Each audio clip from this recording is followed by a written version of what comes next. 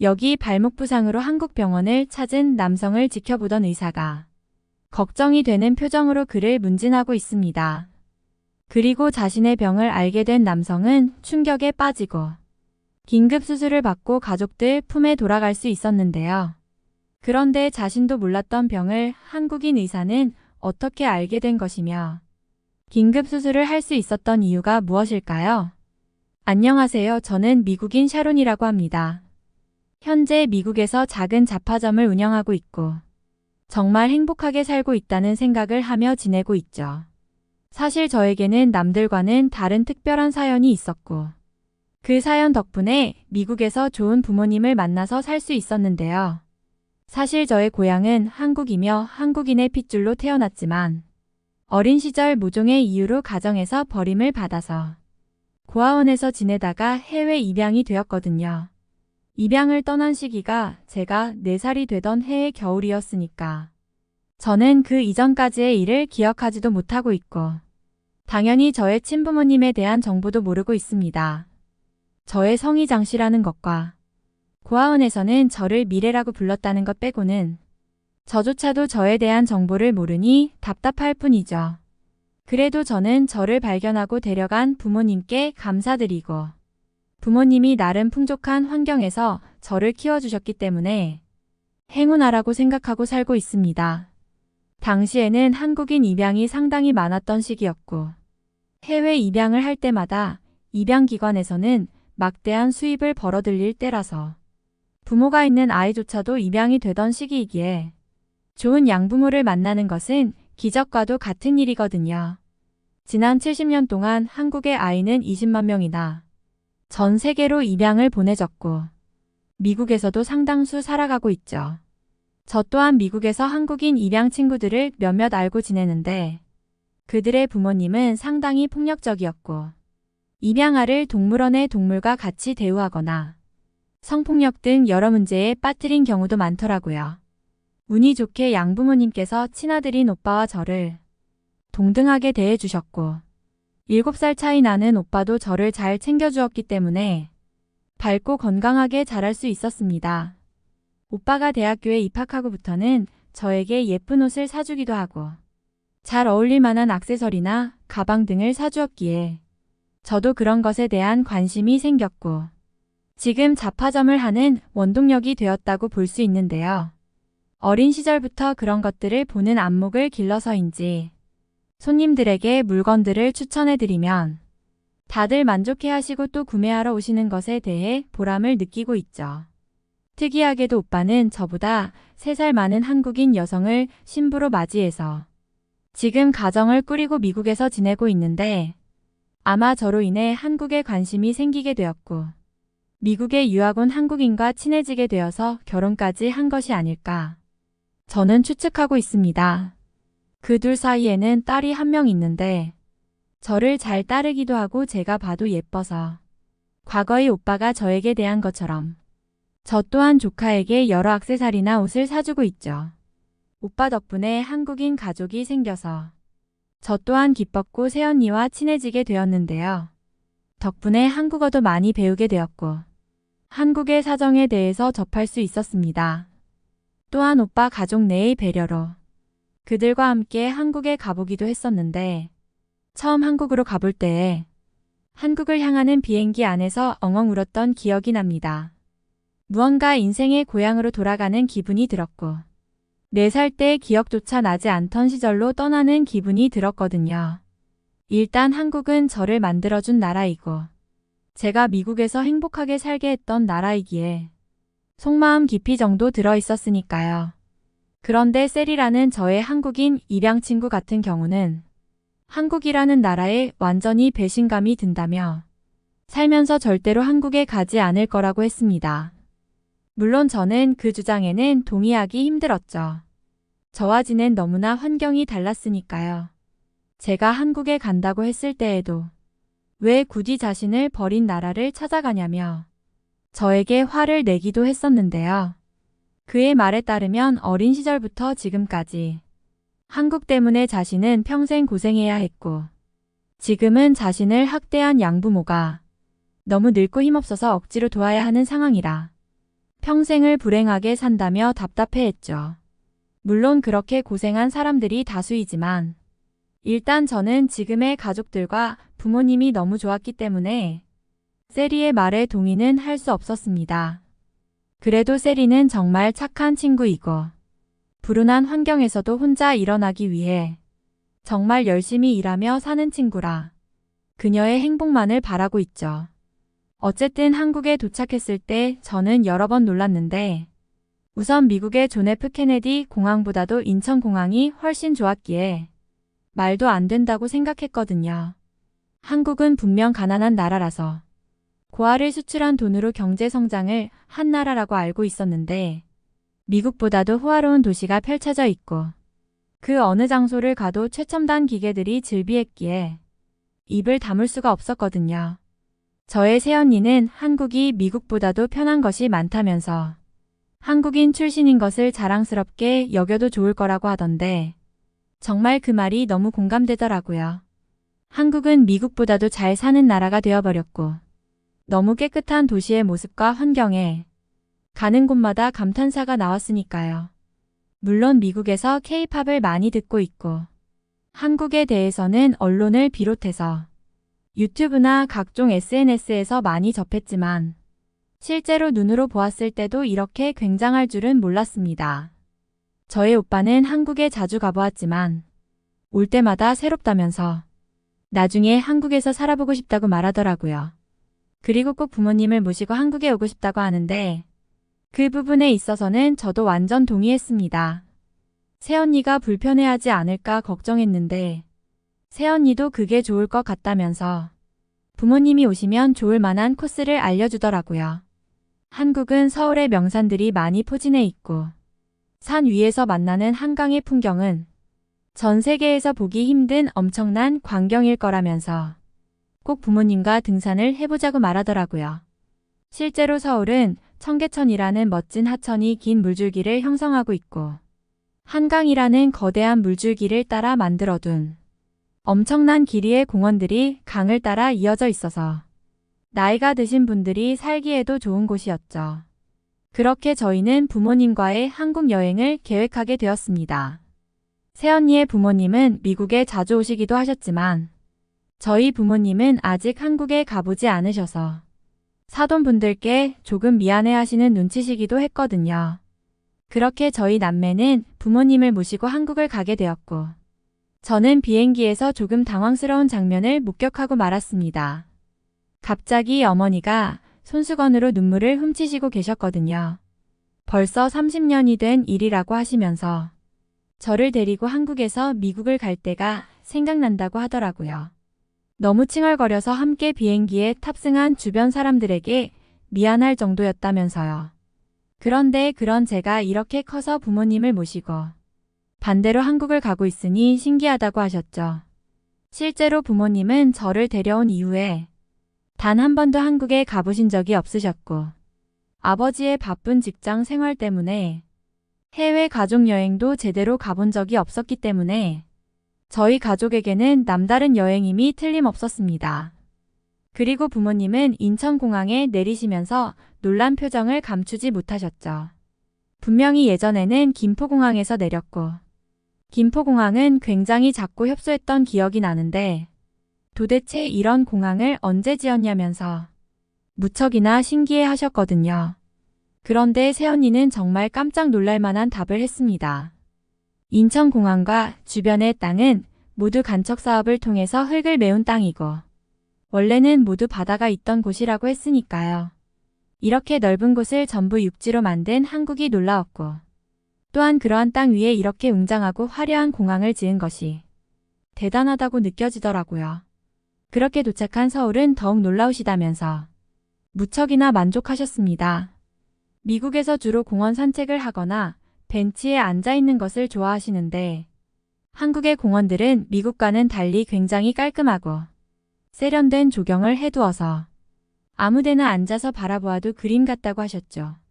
부모님을 위해 주로 걷는 위주의 코스를 짰는데 우선 경복궁부터 구경을 하게 되었죠. 경복궁은 600년 전에 지은 궁궐이고 이곳에서 하나의 왕조가 519년이나 이어져 왔다고 하니 정말 경악하지 않을 수 없었습니다. 미국의 역사의 2배 이상이 되는 장소였는데 이렇게 아름다운 건축물은 살면서 본 적이 없다고 하시더라고요.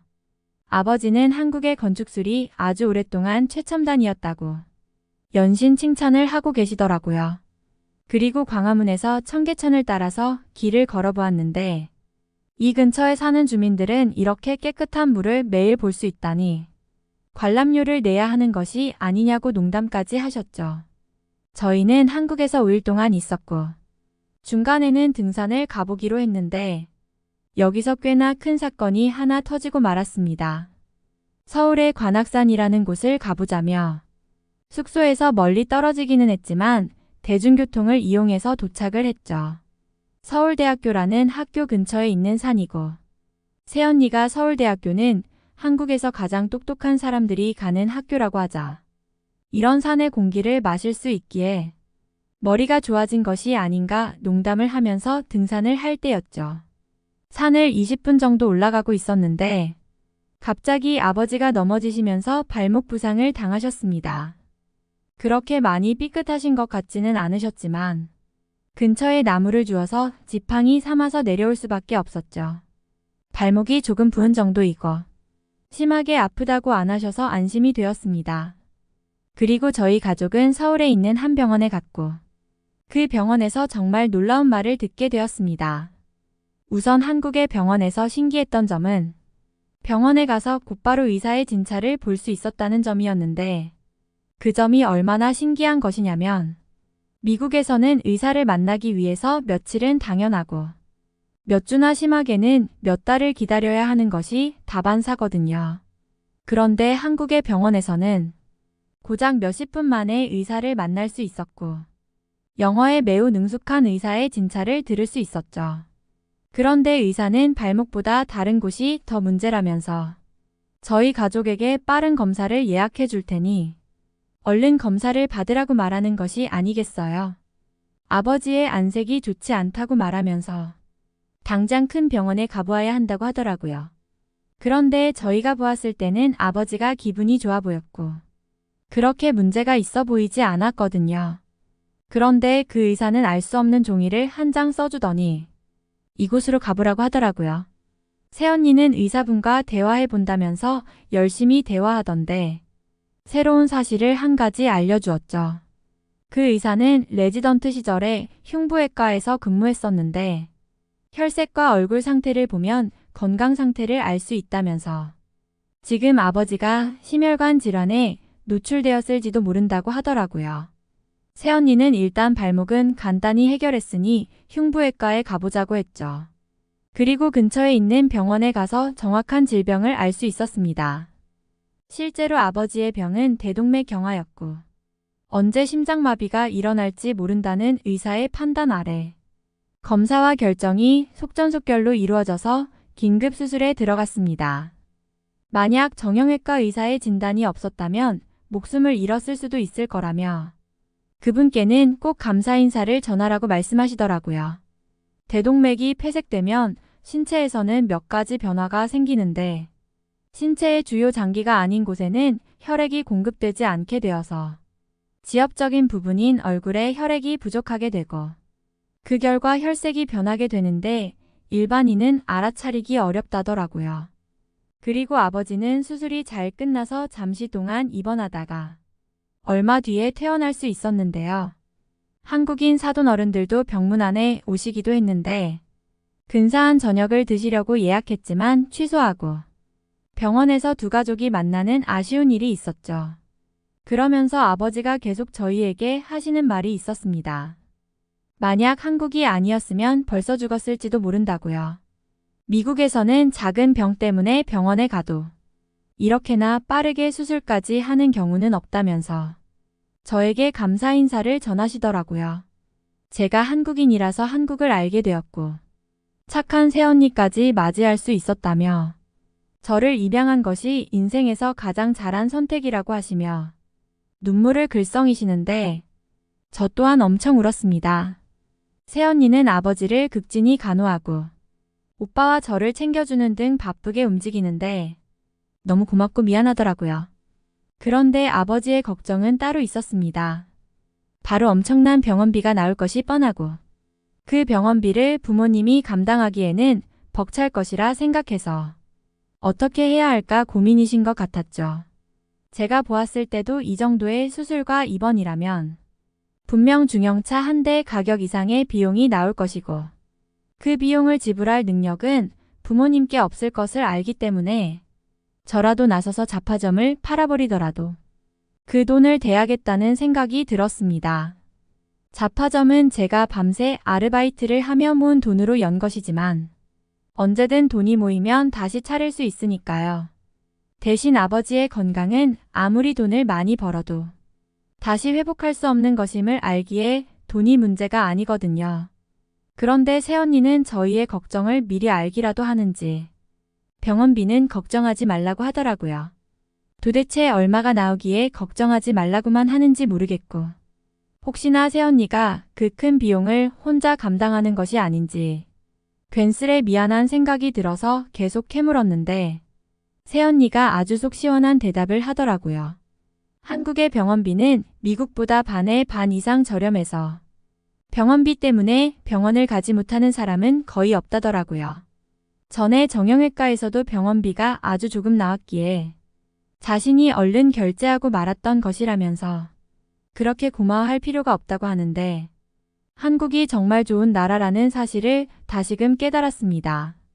미국에서는 병원비가 비싸기 때문에 마트에서 대용량 약을 사서 집에 쟁여두고 먹는데 어쩐지 한국은 그렇지도 않다고 하더라고요. 그리고 아버지가 퇴원하실 때 보았던 병원비는 새언니가 말한 금액보다도 적은 금액이었고 아버지와 어머니는 안도의 한숨을 쉬시면서 시종일관 웃는 표정만 보이시더라고요. 이 비용은 정말 말도 안 되는 비용이며 아무리 미국에서 의사를 친하게 알고 지내도 이렇게 수술할 수는 없다고 하시면서요. 아버지의 건강이 회복되면 또 다시 한국을 구경하러 오신다고 말씀하셨고 전에 가보지 못한 한국의 산과 제주도 그리고 부산도 가보고 싶다고 하셨죠. 부산이 등장한 것은 새언니의 영향이 큰데요. 사실 새언니의 고향이 부산이라는 도시이고 새언니가 중학교 다니던 시절에 아버지의 일 때문에 서울에 오게 된 것이라면서 부산이라면 손바닥 뒤집듯이 훤히 꿰뚫고 있다고 하는데 더 궁금해지더라고요. 한국은 저를 낳아준 고향과 같은 곳이면서 아버지의 말에 따르면 자신을 살려준 나라라고 하니 저희 모두에게 소중하고 감사한 나라입니다. 한국에서의 생활도 무척 편리하고 깨끗하니 전 세계 최고의 나라라고 해도 과언이 아니죠. 한국어를 빨리 완벽하게 배워서 한국에 혼자 여행을 와보고 싶기도 하네요. 이번 사연은 여기서 마무리하도록 하겠습니다. 끝까지 시청해주셔서 감사드립니다. 좋아요와 구독은 영상 제작에 큰 힘이 됩니다. 꼭 한 번씩만 눌러주세요. 감사합니다. 여기 미국의 한 대학교에서 한 여학생이 자신은 한국인이라며 소리를 지르고 있는데요. 자신은 중국인이 아니고 한국에서 온 유학생이라고 하는데 모두들 그녀의 말에 코웃음을 치고 있습니다. 어찌된 영문인지 오늘의 사연 시작합니다. 안녕하세요. 저는 미국의 아이비리그 대학교에 재학 중인 22살 레이나라고 합니다. 저는 아시아 문화 동아리의 회장직을 맡고 있으며 아시아의 음식이나 음악 등을 비롯한 모든 것들에 관심이 많죠. 올해 회장에 당선되고 학점이 떨어지긴 했지만 제가 가장 좋아하는 아시아를 더욱 깊게 알아갈 수 있고 친구들과 아시아 문화를 체험하면서 더욱 의미 있는 대학 생활을 보낼 수 있기에 저의 선택에 단 한 번의 후회를 한 적이 없습니다. 회장이 되고 나서 신입생들을 뽑을 때도 이왕이면 아시아계 학생들을 동아리원으로 선발하기도 했죠. 아무래도 아시아 유학생이 동아리에 많아진다면 정말 아시아 현지의 느낌이 물씬 풍길 정도로 더욱 완벽한 동아리가 되지 않을까 해서였죠. 미국의 아이비리그에 속한 대학교라고 하면 정말 유수의 대학교라고 불릴 만하니 아시아 학생들의 지적 수준이나 경제력도 상당해서 크게 모난 학생들이 없거든요. 그런데 저의 선배들에게 구전 동화처럼 전해지던 내용이 한 가지 있었습니다. 바로 중국인들을 많이 뽑지 말라는 것이었죠. 사실 아시아에서 가장 큰 비중을 차지하는 나라가 중국인데 우리가 생각하는 아시아는 한국 위주였기에 중국인 학생을 많이 뽑으면 중국 중심으로 동아리가 굴러가게 된다고 했거든요. 그렇게 되면 동아리의 모든 문화는 중국식으로 바뀔 것이고 중국의 괴이한 식사 문화나 코로나와 같은 바이러스까지 파고들어와 위협이 된다고 했죠. 한국의 문화와 중국의 문화는 차이가 있는데 한국의 K-팝 문화나 드라마, 영화를 보면서 아시아의 환상을 가진 저희에게는 좋지 않은 영향을 끼칠 거라고 하더라고요. 심지어 중국인에게는 자신의 나라가 최고라는 이상한 문화가 있어서 다른 나라를 배척하려는 습관 때문에 동아리에 도움이 되지 않을 거라는 조언도 있었죠. 역시 저 또한 중국인 유학생들을 최대한 피하면서 일본과 한국, 태국 등의 아시아 학생만을 뽑았습니다. 그런데 확실히 그들의 숫자는 극히 적었기 때문에 미국과 유럽인 학생들의 비중이 압도적이긴 했습니다. 중국인 지원자들을 모조리 떨어뜨리면서도 그들에게 핑계를 대느라 아주 혼이 났죠. 저에게 개인적으로 와서 왜 떨어뜨리냐며 중국인을 무시하냐고 호통을 치는 학생도 있었는데 그런 모습을 볼 때마다 중국인을 떨어뜨린 것을 잘한 일이라 여기고 있습니다. 그래도 이번 동아리원들이 무척 마음에 들었던 것이 한국인이 3명씩이나 새로 들어왔다는 것입니다. 작년까지만 해도 한국인이 없어서 정말 아쉬웠는데 이번 연도에 이렇게 많이 들어왔다는 것은 동아리 회장인 저의 어깨에 힘이 들어가는 일이었죠. 미국인이나 유럽인 회원들 모두 한국인을 상당히 반겼고 외모의 매력도가 조금 떨어지는 친구라도 한국인이라는 이유만으로 모든 학생들의 관심을 받을 정도였으니까요. 그들 3명은 모두 여성이었고 쯔연, 진위, 여희라는 이름을 가진 새내기들이었죠. 남학생이고 여학생이고 동아리의 모든 친구들은 틈만 나면 그들에게 가서 한국의 K-팝이나 드라마, 배우에 대해서 묻고 한국식 화장이나 음식 먹는 법을 배웠는데요. 덕분에 저도 신치를 먹는 것이나 파오차이를 먹어보면서 한국의 음식에 푹 빠지게 되었습니다.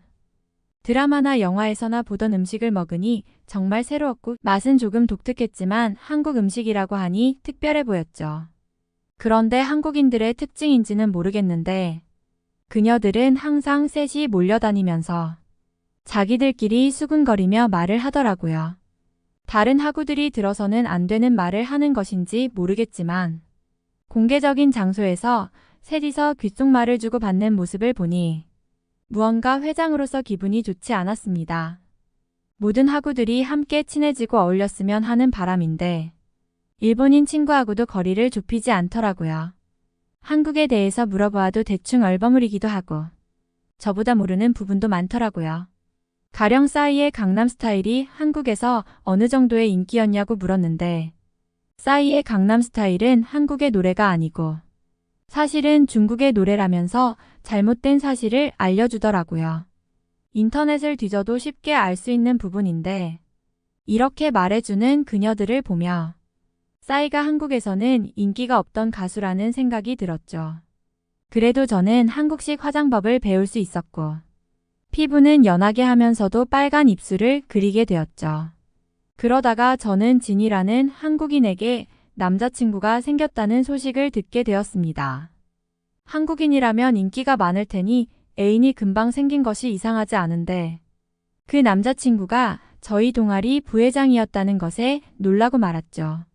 동아리 부회장은 저와 같은 미국인인데 워낙 인물이 좋아서 미국의 유명 인플루언서와 연애를 하고 있는 것으로 알고 있었는데요. 그녀를 걷어차고 새로 사귄 여자친구가 평범한 한국인이라는 사실에 확실히 한국인이라는 이름값이 엄청나다고 생각하게 되었습니다. 진이는 정말 평범한 동양인처럼 생겼으며 외모에 많은 신경을 쓰지 않고 안경을 쓰고 다니기에 예쁘다고 생각해 본 적이 단 한 번도 없었거든요. 그런데 배우급의 외모를 지닌 우리 부회장과 사귀는 것을 보니 괜한 허탈함만 생겨났습니다. 저는 부회장에게 농담 삼아서 앞으로 한국에 자주 갈 수 있어서 부럽다고 말했죠. 역시 그 친구도 한국을 무척 좋아하고 한국의 여성 아이돌에 관심이 많아서 올해는 꼭 한국에 놀러가고 싶다고 말하더라고요. 한복을 입고 사진을 찍는 것도 무척이나 유행인데 경복궁이라는 궁궐에서 그것도 꼭 해보고 싶다고 하는데 진이가 옆에서 갑자기 이상한 말을 하기 시작했습니다. 사실 양심이 있는 한국인이라면 전부 알고 있는 사실인데 경복궁은 중국의 자금성을 모두 베껴서 만든 거야. 그걸 보러 갈 바에야 중국을 가서 자금성을 보는 것이 100번 나아. 저희는 한국인의 양심 고백을 들으니 한국보다 중국을 가야 하나 생각이 들었죠. 부회장은 정말 새로운 이야기를 들었다면서 한국인이 그런 말을 하니 한국에 대해서 다시 생각해보게 된다고 말을 하더라고요. 그러면서 진이는 갑자기 무언가 더 말하고 싶었는지 한국에 대해서 이야기하기 시작했습니다. 내가 그동안 한국에 대해서 많은 이야기를 하지 못한 것은 한국이 부끄럽기 때문이었어.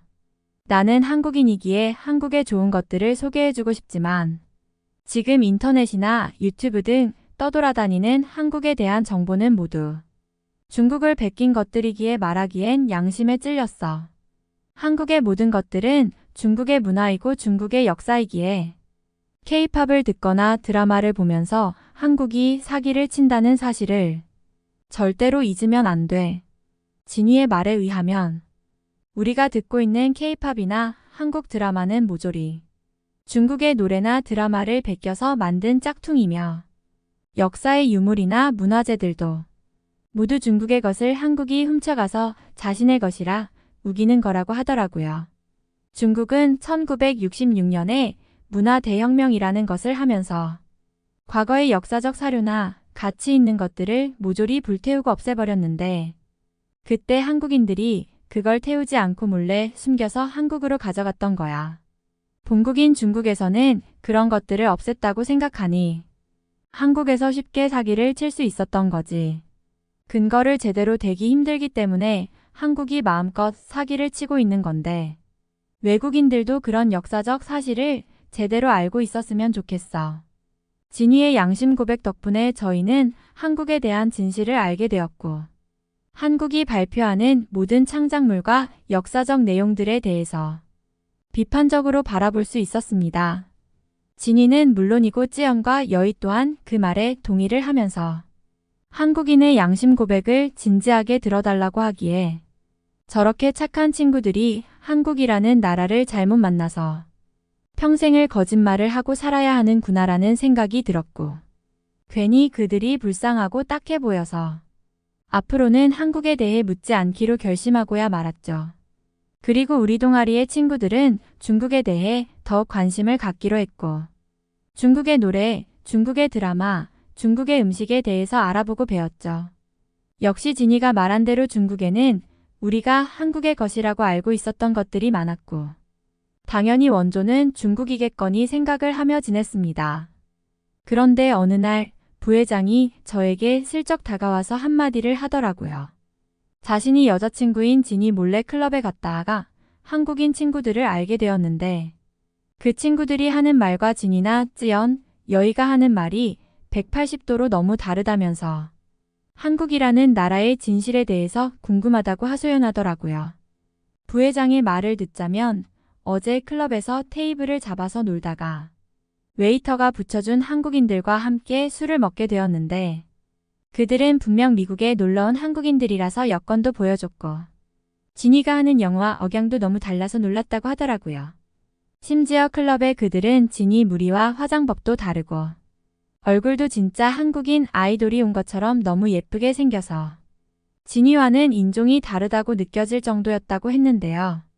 일단 진이와는 연락을 하지 않고 부랴부랴 저부터 찾아왔다고 하는데 무언가 기분이 좋으면서도 갑자기 쎄한 느낌이 오기 시작했습니다. 부회장이 아무리 노는 것을 좋아하고 몰래 슬쩍 바람을 피는 친구여도 한국에 대한 마음만큼은 진심이기에 이런 것으로 저를 농락할 친구가 아니거든요.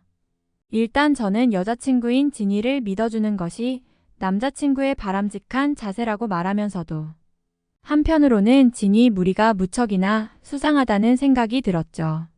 그리고 찌연을 불러서 조용히 저녁을 먹으러 가기로 했습니다. 찌연에게 오늘은 한국식으로 먹자면서 멀리 떨어진 한국식 식당을 수소문해서 택시를 타고 데려갔고 그녀는 한국어로 쓰인 메뉴판을 보면서 주문을 하기 시작했는데요. 그런데 한국 식당이다 보니 주변에 한국인들이 많을 것이라 생각했지만 저의 예상과는 다르게 미국인들이 훨씬 많더라고요. 심지어 종업원도 미국인이다 보니 찌연을 테스트하기에 적절하지 않아 보였습니다. 한국인이 보이면 찌연과 서로 인사를 시키면서 실제 찌연이 한국인인지 아닌지를 확인하고 싶었는데 저의 계획은 전부 헛수고가 되어버리고 말았죠. 찌연이 추천해준 한국의 제육볶음을 먹었고 신치를 먹게 되었는데 신치를 먹으면서 무언가 이상함을 느꼈습니다. 일전에 찌연이 저희에게 신치를 준 적이 있는데 그때의 맛과 너무 달랐기 때문이죠. 찌연의 신치는 짠맛이 훨씬 강하고 매운맛은 덜했는데 이곳의 신치는 매콤하면서 깔끔한 맛이 일품이었거든요. 제육볶음과도 무척이나 잘 어울려서 종업원에게 신치를 더 주문하고 싶다고 말을 했고 종업원은 웃으면서 이것은 신치가 아니라 김치라고 말을 하더라고요. 그러자 찌연은 한국에서는 신치라고 부른다며 우기기 시작했는데 종업원은 메뉴에 적힌 김치라는 영어식 표현을 보여주며 김치가 맞다고 알려주는데도 찌연은 굽히지 않았습니다. 역시 큰 소리가 나자 안쪽에서 사장님이 달려오시더라고요. 그런데 사장님은 영락없는 한국인 남자분으로 보였고 죄송하다고 사과를 하면서도 신치는 중국식 표현인데 혹시 중국분이시냐면서 찌연에게 질문을 하시더라고요. 찌연은 아니라며 자신은 한국인이 맞다며 영어로 대답하고 사장님은 갑자기 한국어를 사용하시면서 찌연을 무척 당황시키고 말았는데요. 일단 저는 동아리 회장이기에 회원들을 챙길 의무가 있어서 찌연을 달래서 계산을 하고 나오고 말았죠. 그리고 찌연이 오리발을 내미는 것을 보면서 혹시 진이와 여의도 모두 중국인이냐고 물어보니 계속 아니라고만 하더라고요. 저는 일단 약간의 동정심이 생겼고 당장은 비밀로 해주긴 할 텐데 이후에는 책임 못 진다고 못을 박았죠. 그런데 사건은 이제부터 제대로 터지고야 말았습니다. 바로 진이와 부회장이 심하게 다투고 말았기 때문이죠.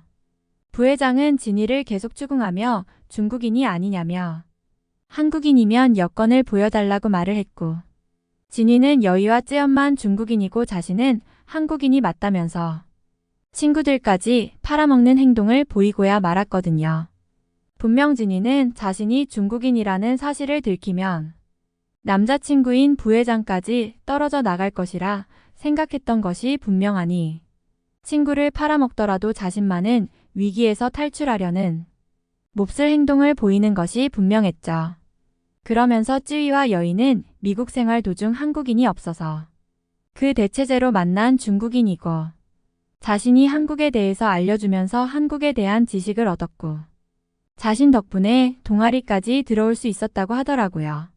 저는 회장으로서 머리가 무척이나 복잡하고 아팠습니다. 이 세 명을 그대로 둔다면 동아리 분위기가 나빠질 것이 분명하고 제가 이 친구들을 내보낸다면 이미 한국인을 뽑아서 어깨에 힘을 주고 지내던 회장인 저의 이름에 먹칠을 하는 행위가 되어버리니까요. 이미 주변 다른 동아리 회장들에게는 한국인을 뽑은 유일한 동아리라고 부러움을 한몸에 받고 있고 한국에 대한 정보통 역할을 해주고 있었거든요. 만약 중국인을 한국인인 줄 알고 뽑았다는 사실을 들킨다면 망신도 그런 망신이 없을 것이고 저 또한 중국인에게 속기나 하는 모자란 사람이 되어버릴까봐 이도저도 못하고 있었습니다. 차라리 저들이 모두에게 중국인인 것을 들키지 않고 조용히 올해가 끝나기만을 바라는 것이 좋을지도 몰랐죠. 그런데 저의 소망과는 다르게 일은 흘러가더라고요. 우선 부회장은 진이와 결별을 하고 클럽에서 만난 진짜 한국인 여성과 사귀게 되었고 그것이 SNS에 올라오게 되면서 동아리 친구들 모두의 귀에 들어가고야 말았기 때문입니다. 진짜 한국인 여성은 실제로 봐도 정말 예뻤고 정말 한국인은 다르구나 라는 것을 현실로 보여주고 있더라고요. 나이도 저보다 많았는데 너무 동안인 외모를 가지고 있어서 저나 부회장보다도 훨씬 어려 보였습니다. 30대라고 했는데 새내기인 진이나 쯔위 여의보다 어리다고 밝혔어도 무방할 정도의 피부였으니까요. 결국 진이와 쯔위 여의는 동아리 회원들의 분노를 사게 되었고 그동안 무언가 이상했다면서 집단 언어폭력을 행하게 되었죠. 중국인에게 속은 것이 무척이나 분하고 억울하며 그동안 한국인인 줄 알고 잘해줬던 인생이 아깝다며 살벌한 욕들이 난무했습니다. 동아리 회장인 저에게도 어쩌다 저런 애들한테 속았냐면서 화를 내며 동아리를 탈퇴해버리겠다는 친구들도 많았죠. 역시 주변 동아리 사람들에게도 한국인들이 그렇게 생기지 않았을 텐데 외모만 보고도 몰랐냐면서 비웃음을 샀고요. 그런데 이런 상황을 듣게 된 부회장의 여자친구인 한국인 지희라는 분이 문득 동아리 방을 찾아오시더라고요. 그러면서 중국인들이 한국인인 척하면서 많이들 속이고 한국어를 잘하는 중국인에게는 한국인도 속는다면서 너무 그런 것에 신경 쓰지 말라고 저를 타일러 주셨죠. 그리고 대신 자신이 가끔 와서 한국에 대해 알려주겠다며 한국의 과자들을 주고 가시는데 무척이나 감동을 받았습니다. 알고 보니 지인은 지금 작은 사업을 하고 있지만 과거 저희 학교에 다녔던 선배였더라고요. 저희 동아리에 대해서도 건너 잘 알고 있다면서 예전에 중국인에게 당해서 고생했던 이야기를 알려주었죠. 중국인들이 총무를 했다가 돈을 엉터리로 사용하는 바람에 동아리 전체에 문제가 일어났었다면서 지금 바로 발견한 것이 천운이라고 하더라고요. 옆에서 부회장의 전 여자친구가 그 중국인이었다고 말을 하고 싶었고 입이 간지러워서 무척이나 고생했습니다. 어쨌든 지금은 지희 덕분에 동아리 운영이 차질 없이 지속되고 있고 부회장도 한국에 대해서 제대로 알게 되어서 저희에게 많은 도움을 주고 있습니다. 그리고 중국인 진이 무리가 했던 말들은 틀림없는 거짓말이었다는 것들도 알게 되어서 잘못 알고 있던 내용을 머릿속에서 고치느라 무척 애를 먹었죠.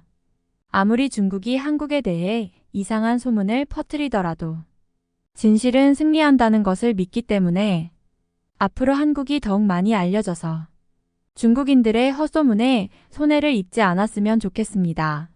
여기 한국 국적을 소유한 파키스탄 출신의 젊은 남성이 있습니다. 한국의 여권으로 유럽에 가게 되어 경악을 금치 못하고 있는데요.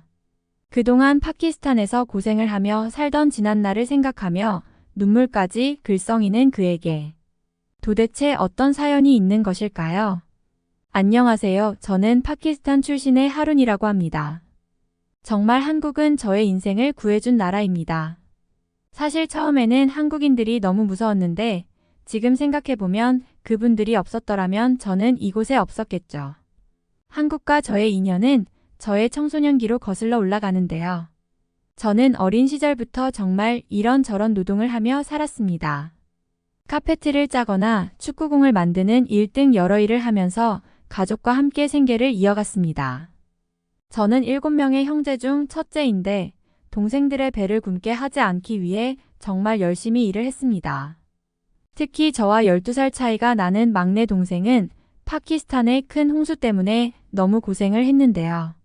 그 홍수 때 여기저기서 전염병이 생기기도 하고 먹을 것과 물도 부족해서 가족들이 고생하는 것은 어쩔 수 없지만 막내 동생은 돌이 갓 지난 상태여서 먹일 수 있는 것이 거의 없어서 잘 챙겨주지 못했거든요. 그 여파 때문인지 아직도 또래들에 비해서 체구가 작습니다. 그 녀석만 생각하면 너무 가슴이 아픕니다. 어쨌든 한국과 저의 인연은 그 큰 홍수가 지난 이후였는데요. 감사하게도 한국에서 봉사자들과 건설을 위한 인부들이 파키스탄으로 파견되었죠. 저희 동네에서도 정말 많은 한국 분들이 파키스탄 사람들을 도와주셨죠. 무너진 집도 고쳐주시고 구호 물품들도 지원을 해주신 덕분에 정말 무사히 그 힘든 시기를 지날 수 있었습니다. 그런데 사실 처음에는 그들이 너무 무서웠던 기억이 나요.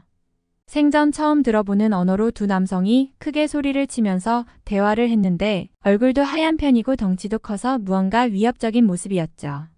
지금 생각해보면 그들은 계속 흐르는 땀 때문에 눈을 크게 뜨지 못하던 상황이었고 무거운 생수를 옮기느라 많이 지친 상태에서 그것들을 어디에 둘지 정하는 과정이었던 거였죠. 어쨌든 저는 어린 마음에 그러한 모습이 너무 무서웠습니다. 동생들도 겁에 질려있던 상태라서 달래주었는데 그분들이 주시던 생수와 음식들을 먹고 정말 좋은 분들이라고 생각했죠. 어쨌든 그분들은 점차 저에게도 많은 관심을 보여주셨고 제가 한국의 언어를 배우고 싶어 하자 간단한 인사나 단어들을 알려주셔서 그분들과 한국어로 간단한 대화도 했던 기억이 납니다. 과자나 사탕, 초콜릿을 주시거나 가위바위보 등 게임도 하며 놀아주시기도 했고요. 그중 한 분의 한국분이 저를 굉장히 예뻐해 주셔서 제가 많이 따랐는데 그분이 각종 공구들로 집을 고쳐주시거나 가구 등을 만들어 주셨습니다. 저는 옆에서 보조 역할도 했고 간단히 공구 다루는 기술도 배워서 함께 일을 하기도 했습니다. 제가 도구를 곧잘 다루자 일을 해본 적이 있냐고 물어보셔서 어린 시절부터 일을 했던 경험을 말씀드렸고 한국 분들께서는 정말 놀라워하시면서 약간은 안타까운 마음으로 쳐다보셨죠. 나이가 드신 한국 아저씨는 자신도 어린 시절 소년공 시기를 보낸 적이 있다면서 만약 한국으로 온다면 도와주고 싶다는 말씀도 하셨고요. 나중에 연락할 수 있으면 꼭 하라면서 이메일과 휴대전화번호, 한국의 주소 등을 제게 알려주셨습니다. 저도 한국이라는 나라가 너무 좋았습니다. 그들의 친절함도 너무 좋았고 따뜻한 배려와 세심하게 챙겨주는 모습들을 보니 나중에 커서 꼭 한국을 가야겠다는 생각이 절로 들었죠. 시간이 꽤나 지나 그분들이 모두 떠나고 마을은 다시 깔끔해진 모습으로 돌아왔습니다. 저도 다시 일을 다니기 시작했고 그렇게 몇 년이 흘렀죠. 저는 성인이 되자마자 한국으로 갈 준비를 하였습니다. 준비를 하다 보니 한국에 가서 일을 하고 계시는 파키스탄 동포들도 굉장히 많았고 무척이나 많은 돈을 벌어서 파키스탄의 가족들을 위해 보내준다고 하더라고요. 저의 동생들도 아직 어려서 많은 돈이 필요한데 제가 한국에 가서 번 돈을 보내준다면 무척이나 도움이 될 것이라는 생각이 들었죠. 부모님도 제가 한국으로 떠난다고 말씀드리니 별 말씀이 없으시면서 저의 선택을 존중해 주셨습니다. 아무래도 부모님도 형편이 어려우시니 저에게 약간은 기대시는 것도 같아서 저의 어깨도 무거웠죠. 그런데 한국으로 가기까지의 과정이 쉽지 않았습니다. 어릴 적에 한국 분들과 많은 이야기를 나누고 한국어도 조금은 배워서 상대적으로 한국어를 배우는 것에 어려움은 없었지만 한국 비자를 발급받는 과정이 너무나 어려웠습니다. 한국 정부에서 파키스탄은 불법 체류다 발국가로 지정되어 있어서 쉽게 허가를 내주지 않는다더라고요. 한국으로 갈 수 있는 비자를 발급받기 위해서는 한국인의 신원보증서가 가장 필수적이라고 했기에 거의 절망에 빠질 수밖에 없었습니다. 이 정도라면 한국에서 파키스탄인을 거의 막고 있다는 생각이 들었고 제가 그동안 가지고 있던 한국에 대한 긍정적인 생각이 조금씩 사그라들었죠. 그러던 중 어린 시절 저를 잘 도와주시던 한국분의 주소와 연락처가 생각나더라고요. 저는 정말 지푸라기라도 잡는 심정으로 그분께 연락을 드렸습니다. 정말 할 수 있는 방법은 그것 하나뿐이었죠. 그런데 그분께서는 정말 감사하게도 저를 기억해 주셨습니다. 그리고 파키스탄에서 한국을 올 수 있는 방법은 자신이 신원증명을 해주는 방법이 가장 빠르다고 하시며 직접 신원증명을 해주신다고 저를 안심시켜 주시더라고요. 정말 눈물이 나올 정도로 감사했습니다. 한번 보았던 인연인데다가 항상 저를 도와만 주시는 그분은 정말 살아있는 천사셨죠. 정말 그분의 도움으로 간신히 한국으로 입국할 수 있었습니다. 한국에서 저를 만나자 저를 너무나 반가워하시면서 일자리까지 직접 알선해서 저를 어떤 공장으로 인도해 주셨습니다. 공장에도 각국에서 온 많은 근로자들이 일을 하고 있었고 그 사람들과 친하게 지낼 수 있었습니다. 베트남과 중국, 몽골 등의 아시아 계통의 근로자들이 정말 많더라고요. 그리고 받았던 첫 월급은 정말 감격 그 자체였습니다. 파키스탄에서 벌던 금액은 한국 돈으로 10만 원도 되지 않았는데 한국에서 받은 돈은 무려 300만 원이었습니다. 한국에서 일을 한다는 이유만으로 무려 30배나 되는 돈을 받을 수 있다니 너무 기쁘고 감사해서 가족들에게도 눈물을 흘리며 연락했죠. 그리고 제 생활비를 일부 제외하고 전부 보내드린다고 말씀을 드렸는데 부모님과 동생들도 감격의 눈물을 흘리면서 기뻐하시더라고요. 그리고 저를 한국으로 올 수 있도록 도움을 주신 그분께도 작은 선물도 드릴 수 있었죠. 저는 한국에서 일을 해나가면서 한국에서 꼭 살아야겠다는 마음을 먹고 고용어 과제 등의 여러 방법으로 몇 년 동안 한국에 머물 수 있었는데 그 사이에 저보다 연상의 한국인 애인을 사귀었고 결혼을 약속하게 되었죠. 제가 한국에서는 결혼하기에 나이가 어린 편이지만 파키스탄에서는 이미 많은 친구들이 결혼한 나이죠. 한국인 여자친구도 저에게 굉장히 잘해주고 마음이 잘 맞아서 한국과 파키스탄에서 혼인신고를 하게 되었고요. 몇 년이 흘러 지금은 저도 한국 국적을 소유하게 되었습니다. 공장에서도 오래 일한 덕분에 꽤나 많은 월급을 받고 있죠. 파키스탄의 가족들도 이제 꽤나 좋은 집에서 풍족한 생활을 하고 있어서 너무 마음이 놓입니다. 동생들도 정말 건강하게 잘 자라서 이제 어엿한 성인이 된 녀석도 있고요. 한국으로 와서 일을 할 준비를 하고 있는 동생도 있죠. 제가 한국에서 생활을 하면서 꿈이 생겼는데요. 특히 한국 국적을 소유하게 되면서 그 꿈이 커졌습니다. 바로 유럽 여행을 해보는 것입니다. 사실 파키스탄의 여권으로는 갈 수 있는 나라가 거의 없는데 한국의 여권으로는 유럽의 여러 나라들을 비자 없이 왕래할 수가 있더라고요. 이 점은 정말 많이 놀랐습니다. 파키스탄에서는 해외여행을 거의 상상하기도 힘든 것인데 한국에서는 정말 많은 사람들이 가까운 일본부터 시작해서 호주나 미국, 프랑스나 영국 등 세계 각국을 여행하고 있었습니다. 심지어 인터넷으로 알아보니 세계 여권 파워 순위로 3위에 들 정도라고 하더라고요. 정말 생각할수록 한국은 위대한 나라이고 제가 이곳의 국민이라는 사실이 꿈만 같습니다. 저의 아내도 유럽 여행을 해보고 싶다고 해서 그동안 모은 돈으로 제가 유럽 여행을 기획했죠. 특히 프랑스와 독일을 가보고 싶다던 아내 덕분에 그곳으로 가기로 했죠. 파키스탄만 다니던 그 인천공항에서 전혀 생경한 나라인 프랑스로 떠나는 그날 정말 감격의 눈물이 자동으로 흘렀습니다. 비행기 안에서도 저의 위치를 보면서 너무 신기했습니다. 한국 항공사의 여객기를 탑승했고 친절한 승무원분들 덕에 고급스러운 기내식을 즐기기도 했죠. 자꾸 눈물이 터지려고 하는 저를 아내는 계속 공감해주며 수고했다고 하더라고요. 정말 이 사람을 만난 것이 제 생애 최고의 선물과도 같았습니다. 그동안의 일들이 주마등처럼 스쳐 지나가는데 어린 시절 만난 한국의 자원봉사자 분들이 한국 비자를 도와주시고 좋은 공장에 감사한 사장님을 만났으며 지금의 아내까지 맞이했으니 정말 한국은 저에게 모든 것을 준 나라이죠. 한국의 인연들로만 저의 인생과 제 가족들의 생계까지 모두 해결한 셈이니까요. 그렇게 도착한 프랑스는 정말 너무 좋았습니다. 비자 없이 입국해서 정말 간단한 입국 심사를 거쳐 공항을 빠져나왔죠. 그렇게 저는 아내와 파리의 에펠탑과 루브르 박물관 등을 구경하기도 하고 멋진 호텔에서 즐거운 시간을 보냈습니다. 독일로 넘어가서도 뮌헨에 가서 여러 구경을 했죠. 거기서 제가 정말 놀라운 경험을 했는데 한국 음식이 너무 그립고 한국에 가고 싶다는 생각이 들었다는 것입니다. 오히려 제가 아내보다 더 한국 음식을 좋아하고 그리워해서 비싼 돈을 내고 한국 식당에서 밥을 먹었죠. 아내는 저에게 파키스탄 음식이 생각나는 것이 아니고 한국 음식이 생각나는 것은 뭐냐며 엄청 웃더라고요. 사실 제가 봐도 저는 조금 신기해요. 한국에 처음 가서도 음식 때문에 별로 고생을 하지 않았던 것 같아요. 오히려 한국 음식이 더욱 맛있고 좋아서 많이 먹게 되었고 파키스탄에 있을 때보다 살도 많이 쪘죠. 정말 꿈만 같던 여행도 끝이 나고 고향으로 돌아가는데 당연히 고향이라고 생각하는 곳도 한국이더라고요. 정말 무의식 중에 한국인이라는 생각이 먼저 들고 파키스탄은 일부러 생각하지 않으면 생각이 잘 나지 않았어요. 파키스탄에 계신 부모님과도 연락을 자주 하는 편인데도 그렇더라고요.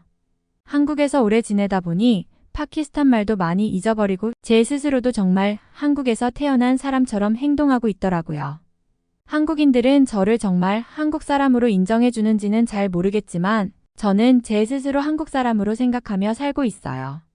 한국도 너무 좋고 한국 분들에게도 너무 감사한 마음을 가지고 있고 앞으로도 쭉 한국에서 행복한 결혼 생활을 하고 싶습니다. 다시 한번 한국 분들과 한국에 대해 너무 감사하다는 말을 드리고 싶고 공장에서도 열심히 일할 생각입니다. 여기 최악의 겨울을 맞아 고통받고 있는 캐나다 여성이 있습니다. 캐나다의 북극 한파가 얼마나 심각한지 일부 지역에는 시속 60km가 넘는 칼바람이 불고 있습니다. 또 기온은 영하 60도에 다다를 만큼 혹독한 환경입니다. 이런 상황에서 도저히 살 수가 없던 캐나다 여성은 차라리 해외여행을 가자고 남편을 조르고 있습니다. 안녕하세요. 저는 캐나다 북부 노스웨스트 준주에 살고 있는 릴리라고 합니다. 이번 겨울은 정말 사람이 살 수 없을 만큼 추워서 빨리 이곳을 벗어나고 싶다는 생각만 하고 있습니다. 아무래도 지구에 큰 일이 난 것 같아요. 그동안은 이 정도까지 춥지는 않았는데 정말 얼어 죽을 것만 같은 기분입니다. 잠시라도 캐나다를 떠나서 덜 추운 곳이라도 가보고 싶어요. 남편도 그게 좋겠다고 휴가 느낌으로 다녀오자는 반응이니 너무나 다행입니다. 제가 찾은 해외여행지는 아시아의 나라들이에요.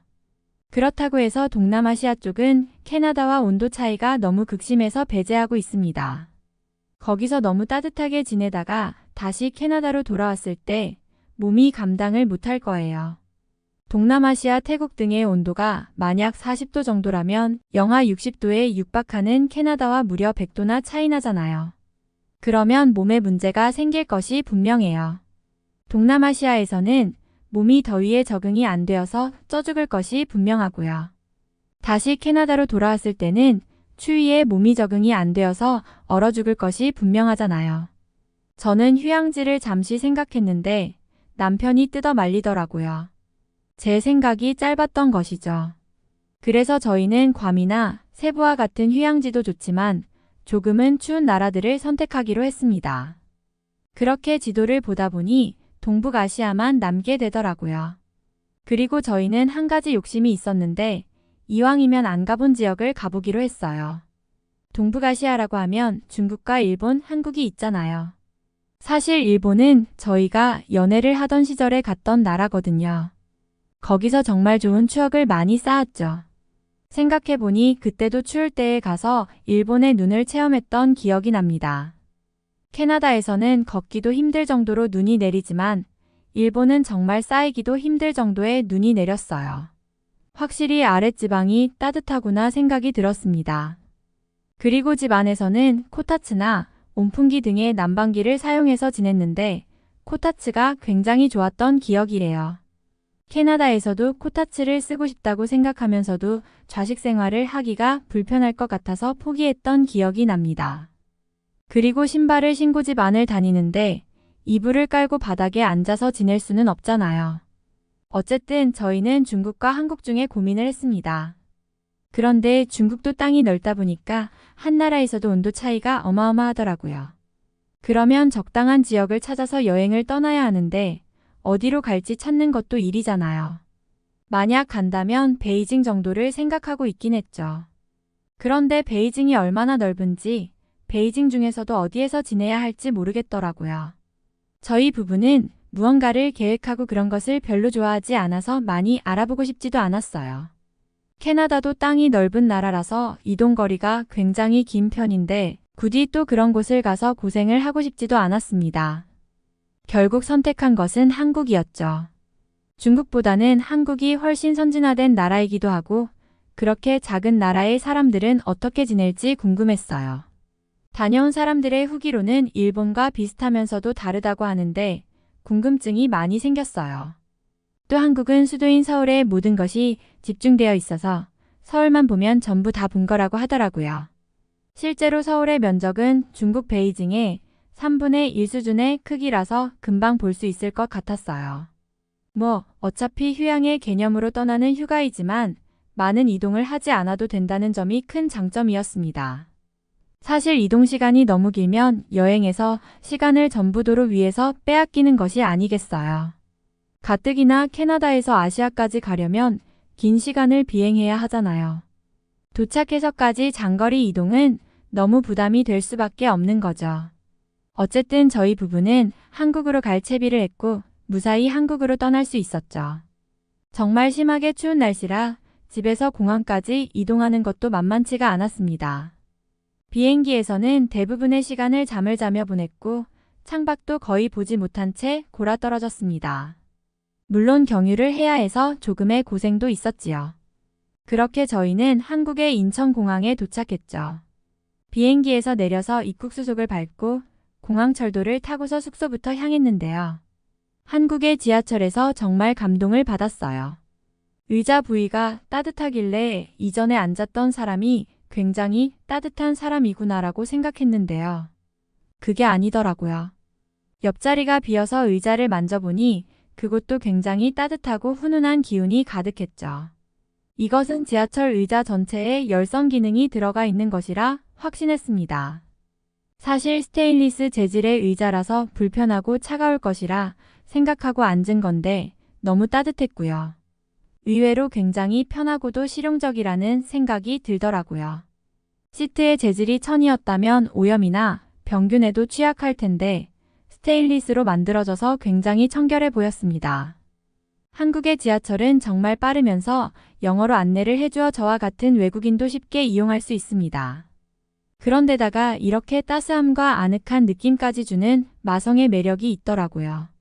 저희는 지하철에서 내리고 지상으로 올라왔는데요.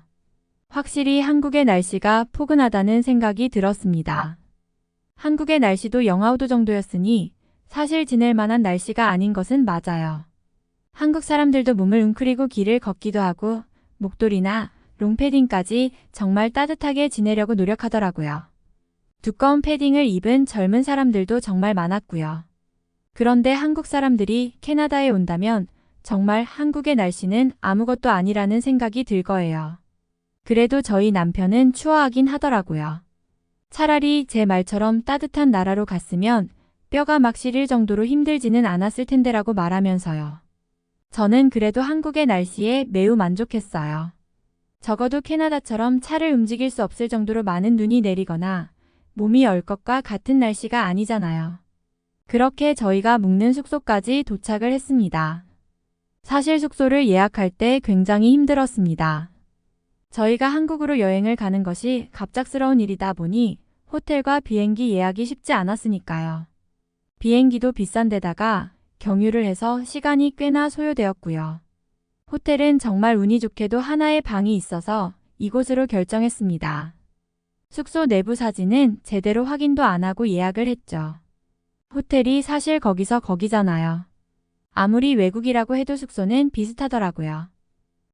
전에 일본에 갔을 때는 조금 달랐는데 그곳은 다다미방이라고 하는 전통 방식의 방이 있거든요. 그곳에서 잘 때는 등이 굉장히 딱딱하고 조금 추웠던 기억이 나요. 아무래도 바닥의 한기를 그대로 느끼다 보니 그랬던 것 같아요. 히터를 틀어도 등은 차가워서 불편하기 이루 말할 수 없었죠. 여름에는 시원한 방일 테지만 겨울은 영 아니었어요.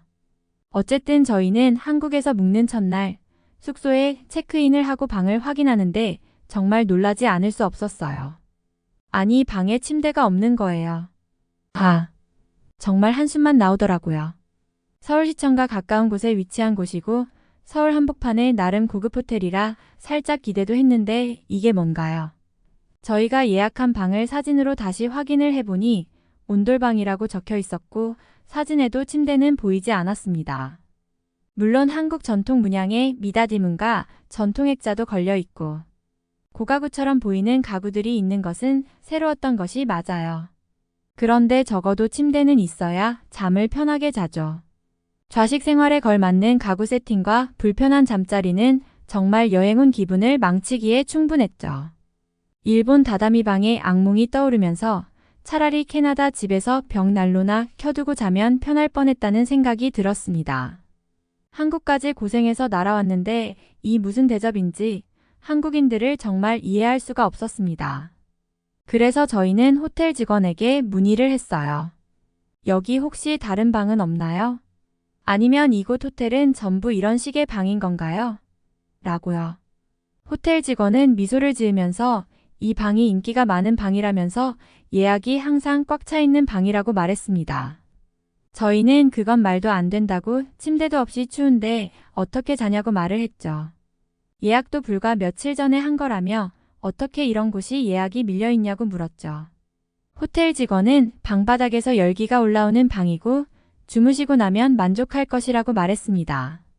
그리고 아무래도 저희가 예약할 때에 예약이 취소된 것을 운이 좋게 잡으신 것 같다면서 설명을 해주었죠.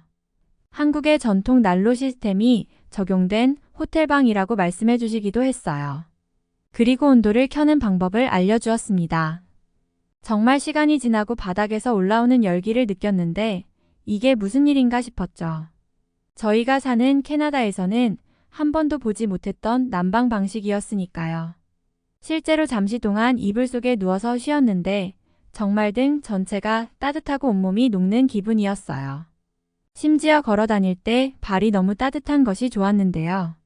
사실 처음에는 신발을 벗고 집에 들어간다는 사실이 굉장히 불편했는데요. 한국 사람들이 그렇게 사는 이유를 알 것 같았어요. 이렇게 난방이 되는 집에서 신발을 신고 다니면 난방을 느낄 수가 없었던 것이죠. 그리고 신발을 벗고 다니니까 아무 곳에서나 누워도 편하게 있을 수가 있었습니다. 집 전체가 따뜻하니까 아무 데서나 잠을 자도 되고요. 실제로 2명이서 온 여행이지만 여러 명의 친구들과 왔어도 잠을 자기 충분한 공간이었죠. 또 신발을 벗으니까 굉장히 깨끗하다는 느낌도 받았습니다. 청소하기도 굉장히 편하고 괜찮을 것 같다는 생각이 들었죠. 아무래도 저희의 여행 목적이 덜 추운 곳에서의 휴식과 휴양이었는데 그에 걸맞는 호텔을 잡은 것 같았습니다. 직원의 말로는 이런 방식으로 호텔을 운영하는 곳이 바로 이 호텔 정도밖에 없다고 하더라고요. 다른 곳은 침대가 전부 있어서 조금 추울 수도 있는데요. 이곳은 아기가 있는 가족들이 따뜻하게 자기 위해 온다고 했어요. 침대에서 아기가 떨어질 염려도 없으니 가족들이 와서 잠을 자기에도 알맞은 장소이죠. 정말 저희도 이제 곧 아기를 가질 준비를 하고 있는데요. 집을 정리할 때면 아기가 다치지 않게 할 방법을 생각하곤 하죠. 그런데 한국 호텔의 온돌방처럼 침대가 없다면 떨어질 염려가 없으니 좋을 것 같더라고요. 캐나다의 추위에도 바닥 난방이 있으니 걱정이 없고 신발을 벗고 지내니 청결하기도 하고요. 저희 남편도 온돌방에서 무언가 느끼는 것이 많은 눈치입니다. 아기가 이런 곳에서 지내면 정말 안전하기도 하고 따뜻하게 지낼 수가 있을 거라면서요. 실제로 엄청 아늑하기도 하고 기분까지 좋아지더라고요. 미래에 생길 아기와 함께 이러한 방에 있는 것을 상상해 보니까 너무 안심되기도 하고요. 저희는 그 호텔에서 며칠 동안 묵으면서 서울의 이곳저곳을 구경을 했습니다. 그리고 경복궁에 갔는데 정말 신기한 것을 발견했어요. 어떠한 건물의 뒤쪽을 보니 설명과 함께 구멍 같은 것이 있었는데요. 그곳에 장작을 넣고 불을 떼서 바닥을 따뜻하게 했다고 합니다. 아, 이것이 한국 전통적인 방식의 온돌이구나 생각했죠. 저희는 벽난로에 장작을 넣고 불을 붙여서 그 열기로 집을 따뜻하게 했는데 한국은 그게 바닥이었어요. 바닥을 따뜻하게 만들면 뜨거운 공기가 위로 올라가니까 바닥부터 집 천장까지 쭉 따뜻해질 거잖아요. 한국의 전통 방식의 온돌은 정말 지혜가 넘치는 혁명과도 같은 일이었을 거예요. 한국이 선진화되고 여러 기술에 앞장선 것도 똑똑한 민족이라 그런 것이라는 생각이 들었죠. 조금 더 알아보니 온돌은 전 세계에서 한국만이 가진 전통의 문화라고 하더라고요. 어떻게 한국 사람들은 몇천 년 전부터 이걸 생각해냈을까요? 저희는 정말 감탄만 했습니다. 일본 다다미방은 정말 춥고 불편했는데 한국과 인접한 나라이면서 왜 온돌 기술이 없었는지. 남편과 한국을 여행하면서 정말 뜻밖의 발견을 한 것 같아서 여행 내내 기분이 무척이나 좋았죠. 그리고 남편과 약속을 하나 했어요. 나중에 우리가 집을 짓는다면 캐나다에 온돌 방식의 별채라도 따로 만들어서 지내자고요. 한겨울에 정말 고생을 많이 하는데 그런 방이 있다면 굉장히 좋을 것 같아요. 미래에 아기가 생겨도 정말 도움이 많이 될 것 같고요. 실제로 캐나다의 바닥 난방에 대한 내용을 인터넷에 검색해 보니 한국의 기술이 많이 전파된 것 같더라고요. 아마 저희 부부가 사람들을 많이 만나는 편이 아니라 이런 방식의 남방법을 들어본 적이 없는 것 같아요. 한국 민족의 지혜에 감탄했고 정말 즐거운 여행이었습니다. 춥게 지내는 세계의 여러 나라 사람들에게도 한국의 지혜가 많은 도움을 줄 것 같아요. 감사합니다. 이번 사연은 여기서 마무리하도록 하겠습니다. 끝까지 시청해주셔서 감사드립니다. 좋아요와 구독은 영상 제작에 큰 힘이 됩니다.